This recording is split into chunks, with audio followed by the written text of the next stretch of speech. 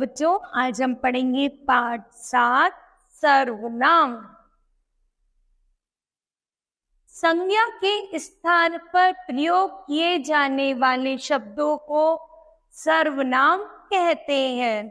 जैसे आपने पहले चैप्टर में पढ़ा था, संज्ञा मतलब किसी भी का भी नाम ही संज्ञा कहलाता है। तो अब यहाँ पर सर्वनाम, संज्ञा के स्थान पर प्रयुक्त होने वाले शब्दों को सर्वनाम कहते हैं। जैसे यह, वह, मैं, मैंने, हम, हमारा, उस, उसका, उसके आदि।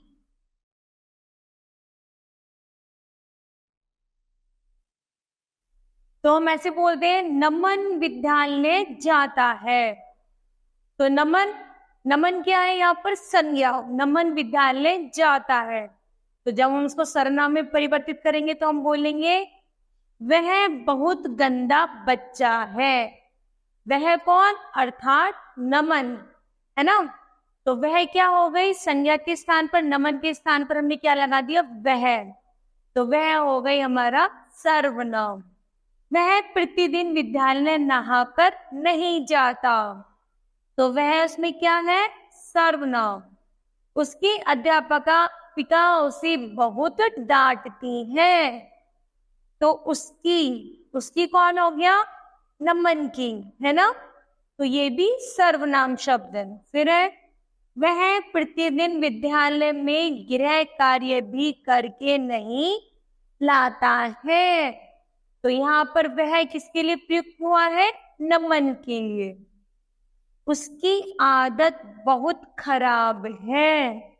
उसकी शब्द का प्रयोग यहाँ पर किसके लिए है? सर्वनाम के लिए। फिर है, वह बहुत शैतान लड़का है। तो वह कौन है? नमन।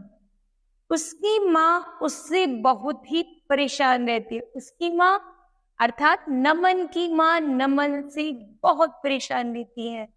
तो यहाँ पर क्या है?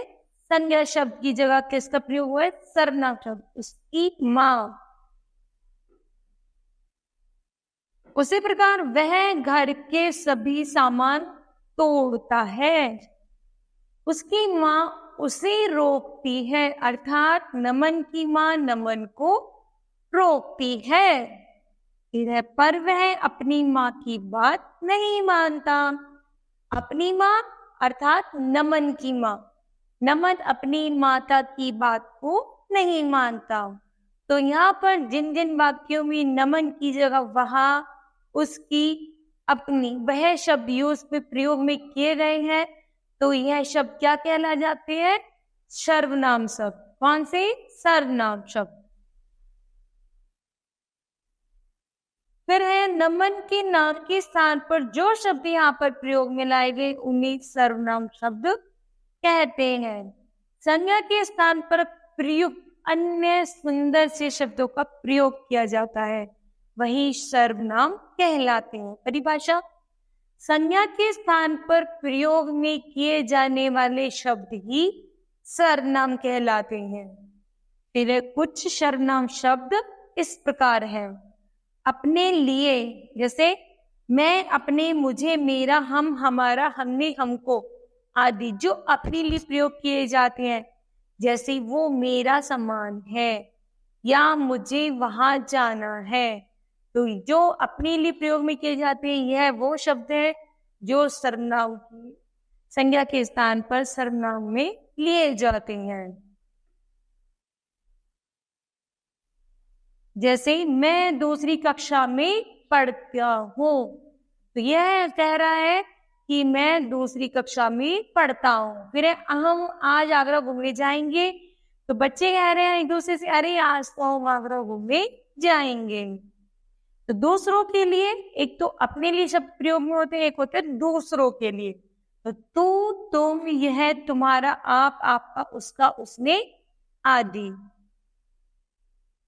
उदाहरण के आधार पर, तुमने गृह कार्य कर लिया होगा। तो यहाँ पर यह एक सुंदर सी लड़की है। तुम्हारा घर बहुत सुंदर है। आपका पर्स नीचे गिरा है। तो क्या हो गया? ये दूसरों के शब्द प्रयोग में लाए जाते हैं।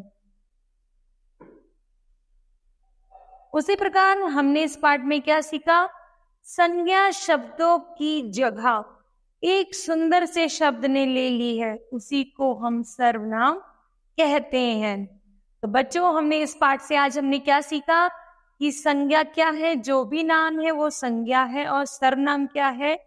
जो उस नाम की जगह पर सुंदर सा शब्द प्रयोग में लाते हैं उसको हम सर्वनाम कहते हैं। तो मुझे लगता है बच्चों, आज का पाठ सर्वनाम आपको समझ आया होगा। धन्यवाद।